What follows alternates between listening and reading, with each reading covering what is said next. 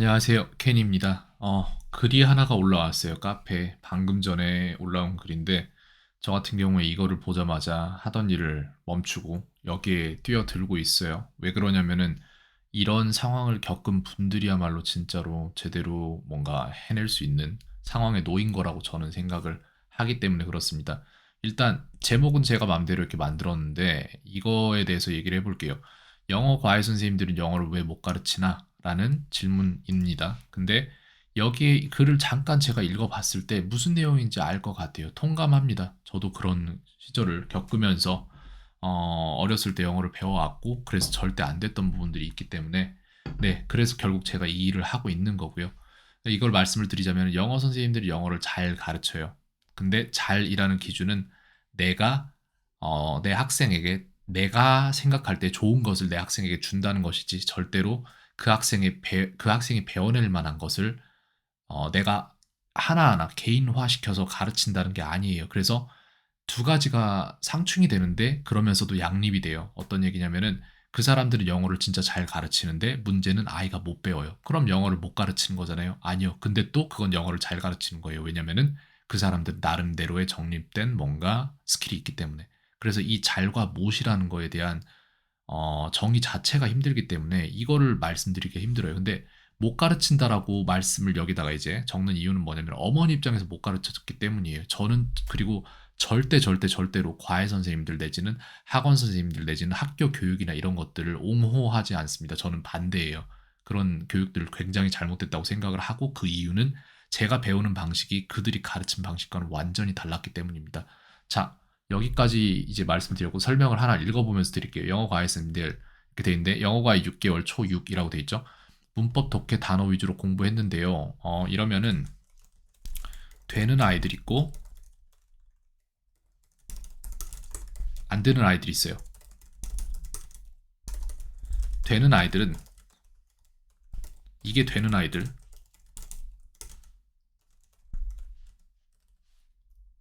호흡이 길어요. 이게 무슨 말이냐면은 어, 모른다의 상태에서 안다의 상태로 가는 거잖아요. 로 가는데 이 사이의 기간에 집중력을 유지시킬 만한 공백이 되게 좀 긴 아이들이 있어요. 이런 아이들은 이거를 하면 알겠지라는 거를 알고 따라와 주는 아이들이 있어요. 다른 아이들이 있어요. 이게 안 되는 어떤 게 좋다는 얘기는 아닙니다. 둘 다 특징이 있는 거예요. 이게 안 되는 아이들. 호흡이 짧아요. 대신에 움직임은 빨라요. 그래서 즉 이런 아이들 같은 경우에는 실전을 진짜로 내가 뭔가를 배워서 모른다의 상태, 이걸 다른 식으로 표현을 하자면은 모른다에서 안다로 갈 때까지 이거를 굉장히 많은 거를 배치를 해줘야 돼요. 이런 아이들 같은 경우에는 바로 배워서 바로 쓸 수 있는 것들 막 주면 되게 빨리 가요.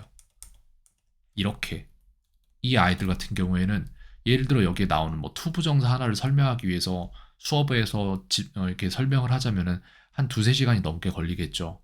2, 3 수업이 걸릴 텐데 근데 그거를 나는 모르는 상태인데 그거를 알기까지 그거를 버텨서 집중력을 유지해낼 수 있는 학생들이 있고 그게 안 되기 때문에 작은 이거를 잘게 나눠서 소분해서 줘야지 아 이게 이거구나 저게 저거구나 그럼 이렇게 쓰면 이렇게 되는구나 저게 저렇게 쓰면 저렇게 되는구나의 상황들을 여러 개를 나눠서 숙제로 편성을 해줘야 아는 아이들도 있고 이게 다 다른 거예요. 그래서 이런 아이들을 잘 가르치는 선생님이 이런 아이들을 맡으면은 그게 잘 안 될 수도 있어요. 물론 선생님이 그냥 자체가 잘 안 되는 사람이어서 안 될 수도 있고요.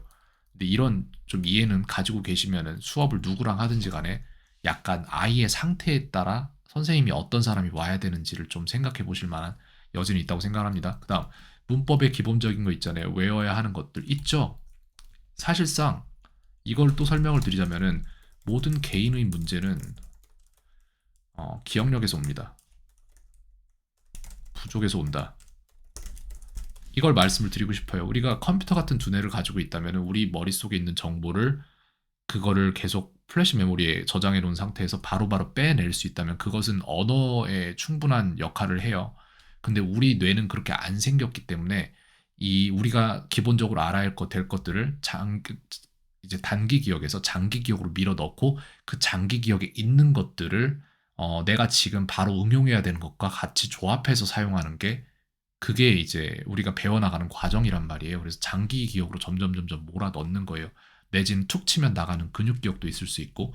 근데 이 우리가 지금 여기에 말씀하신 기본적인 것이라고 말씀을 하셨는데 이 기본적인 것들은 다 달라요. 누구한테 무엇이 기본인가에 그게 없어요. 네, 그 경계가 없습니다. 그래서 일단 정해 주셨네요. 투부정사 ing 구별해 쓰는 동사들, 수동태에서 by 대신에 쓰는 전치사, 외워야 하는 동사 전치사 조합들. 그죠? 네, 구동사도 알아야 되고 by 대신에 쓰는 전치사 오브도 알아야 되고 그다음에 투부정사 ing 뭐 과거네 미래네 이런 것들 해서 알아야 될 것이고 그거를 이해만 시키고 체크도 없이 교재한 거니 끝나도 피드백도 없고 교재 바꿀 때만 교재 준비하라고 카톡으로 띡 학부모가 원하는 건 관심 없이 소통도 자기 할 일은 다 했으니 자긴 성실하게 했다고 착각하는 젊은 선생. 이게 제가 말한 거라니까요. 잘 이해요. 이 사람은 잘한 거예요. 자기 입장에서는. 근데 여기에서 뭔가를 더 요구하면은 난 잘했는데 왜 그러지? 라는 생각을 하겠죠. 이건 잘 일하는 게 다 개인의 주관적인 입장이기 때문에 그렇습니다. 근데 저는 이거를 잘이라고 생각하진 않아요. 절대로. 왜냐면은 목표 자체를 저 같은 경우에는 아이가 무언가를 배워내게 만드는 모든 것을 내가 제공을 해야 되고 그것이 아니 되었을 때 그것은 내 잘못이다 라는 판단을 하기 때문에 그게 안 되면은 잘이라는 걸 내 기준에 두면 안 돼요. 학생이 배워냈다 안 배워냈다라는 것에 목표를 둬야 되는 거지 내가 이 학생을 잘 가르치겠다고 해서는 안 돼요. 이 학생이 잘 쓰게 만들었는가? 라고 질문했을 때 그렇다라고 대답을 할 수 있으면 그건 잘이지만 그걸 제외한 나머지는 전부 다 못인 거예요. 네, 그렇습니다. 제 생각은 그렇습니다. 교재만 계속 왜 이렇게 느리지 이게? 교재만 계속 나가면 뭐합니까? 아이 머릿속엔 쌓이질 않는데 그죠? 이거 제가 말씀드린 게 이거예요. 이게 뭐냐면은 아이가 안다와 모른다가 있어요. 안다는 어, 안다에는 굉장히 많은 스펙트럼이 존재하는데 이거를 설명을 드릴게요. 이 영상 얼마나 보실지 모르겠지만 보신다면 분명 평생 도움이 될 만한 것들을 제가 드리기 위해서 이렇게 하고 있다고 말씀드리고 싶습니다. 자, 1번 안다. 어디 뭐 알 것 같다. 이게 있을 수 있고 2번 안다는 들어본 적 있다.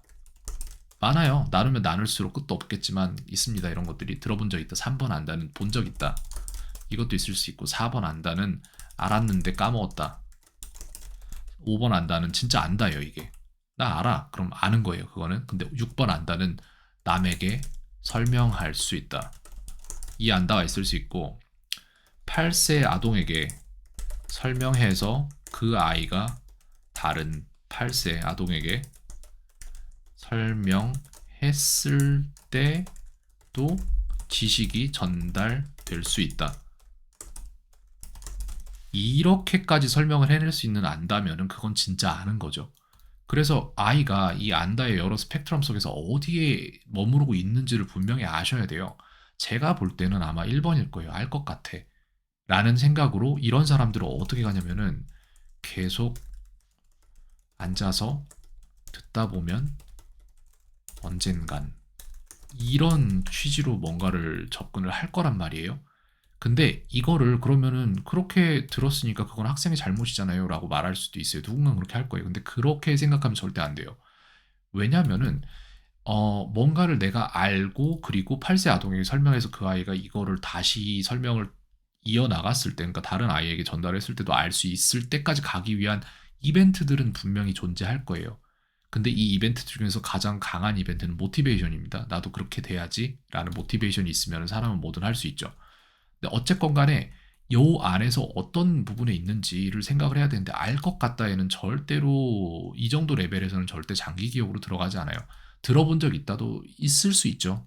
이 정도만 돼도 너 전에 이게 그거라니까요.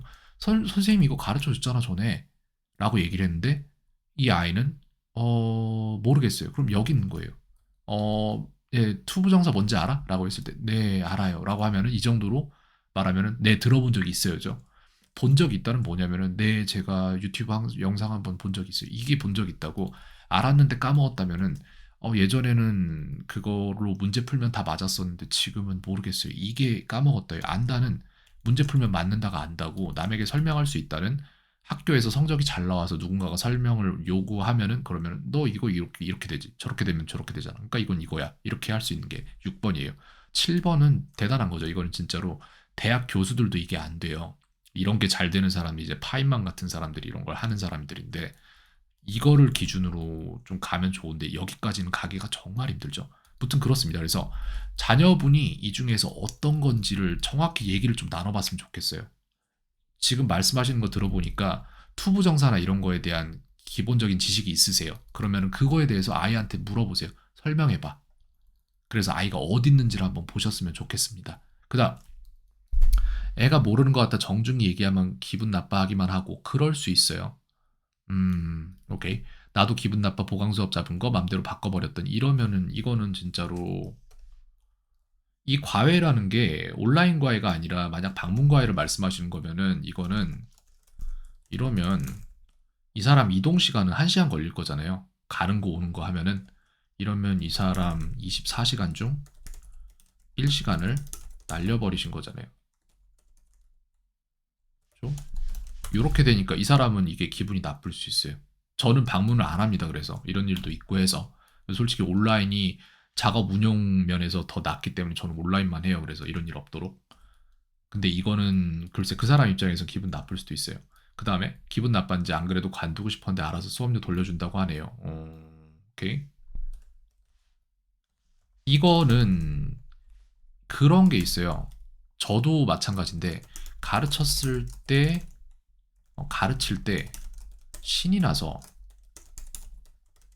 힐링되는 수업이 있고 그리고 막막하고 방법을 계속 찾아야 해서 수업 이후의 시간에도 이외의 시간에도 끝도 없이 구상해야 하는 수업, 방법을 찾아야 하는 수업 이런 두 개로 나뉘어요. 그래서 방법을 찾아야 하는 수업 이렇게 되고 이 전자 같은 경우에는 이런 상황에서는 이 아이가 지금 어느 정도에 가고 있고 이런 것들이 따다닥 머릿속에 잡혀 있기 때문에 이번 시간에 이거 했으니까 다음 시간에 이거 하면 되겠다. 그리고 저번 시간에 이거 가르쳤으니까 다음 시간에 어느 정도 시간을 잡아서 요거를 조금 확인을 하고 거기에서 추가적으로 줄지 아니면 아예 그거를 숙제로 편성을 끝났으니까 다음으로 넘어갈지에 대한 계획이 선다라고 하면은 막막하고 방법을 계속 찾아야 해서 수업 이어의 시간에도 끝도 없이 구상해야 하는 수업 같은 경우에는 어떤 상황이 있냐면은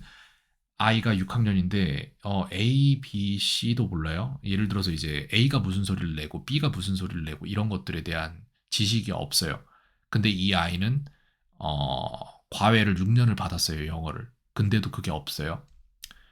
그리고 이 아이가 처음에 이제 이 아이를 맡았을 때 6년 과외를 받았으니까 어느 정도의 지식은 머리에 있겠지. 그래서 나는 회화를 시키면 그 지식을 기반으로 이 아이가 새로운 것을 그 위에 얹어가면 되겠구나라는 생각으로 시작을 했는데 파닉스도 안 돼 있구나 라는 게 발견이 됐을 때 충격을 받고 그건 괜찮아요. 내가 잡아주면 되니까. 근데 문제는 아이가 꾸준함도 안 가지고 있어요. 그럼 숙제도 안 한단 말이에요. 그러면 내가 준 지식이 장기 기억으로 넘어갈 만한 여지 자체가 없죠. 이런 경우들도 있고 되게 많아요, 진짜로. 그래서 이 부분에서는 기분 나빴는지 안 그래도 관두고 싶었는데 뭐 이렇게 말씀을 하셨는데 이거는 저도 잘 모르겠네요. 무슨 일이 있었는지는. 근데 이런 수업이라면은 이런 수업이라고는 생각 안 해요. 솔직히 이건 제가 판단할 수 있는 부분이 아니에요. 근데 저는 아무래도 이 업종에 있다 보니까 이 사람 입장에서 이럴 수 있다라는 말씀은 드릴 수 있는 것 같아요. 그렇다고 제가 옹호하는 건 아닙니다. 못 가르치는 건 실력이라 그렇다 치는데 학부모랑 소통 안 되고 고집불통인 건 정말 용서가 안 되네요. 라고 하셨는데, 글쎄, 이게 다시 말씀드리지만, 못 가르치는 건지 알 수 있는 방법은, 좀 없습니다. 이거를 제가 그 사람을 평가할 방법은 없고요. 왜냐면 그 사람이 수업을 어떻게 하는지를 알 수가 없기 때문에, 어, 소통 안 되고, 네, 요 부분은 글쎄요. 그러니까 지금 여기에 글 써진 거 제외하고 그 이전에도 무슨 일이 많이 있으셨던 것 같긴 해요. 근데 무슨 일인지 저는 알 수 없죠. 고집불통이라고 하셨는데 어떤 부분에서 고집불통인지를 생각을 해보면 여기에 고집불통이란 거는 내가 그 사람에게 어떠한 의견을 제시를 했을 때 듣지 않을 때 고집불통인 거잖아요. 그럼 어떤 걸 제시를 하셨을 텐데 그게 여기 있었나요? 잠깐만요.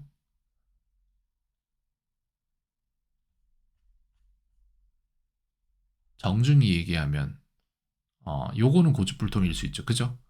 정중히 얘기했는데 이런 식으로 기분 나빠하고 거기에 대해서 어떠한 얘기를 안 했다는 말씀이시잖아요. 왜 그렇게 할 수밖에 없었는지에 대해서. 그러면은 그거는 고집불통이죠. 네, 이렇게 불통이니까 말 그대로. 알겠습니다. 그리고 용서가 안 되네요라고 하셨는데 어, 네.